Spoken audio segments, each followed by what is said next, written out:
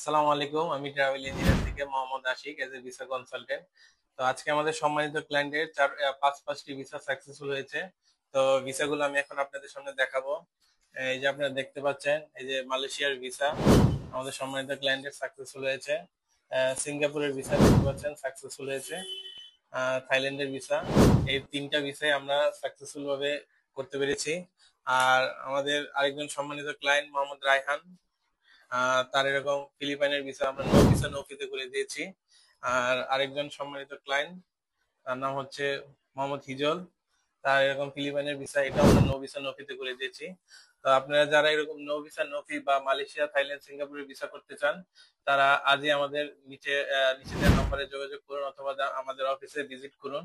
আর আমাদের অফিসে আসলে আপনারা ডকুমেন্টের যে সাপোর্ট লাগে সবই আমরা দেব। আর আপনার ফিনান্সিয়াল যদি কোনো সাপোর্ট লাগে সেটাও আমরা দিব।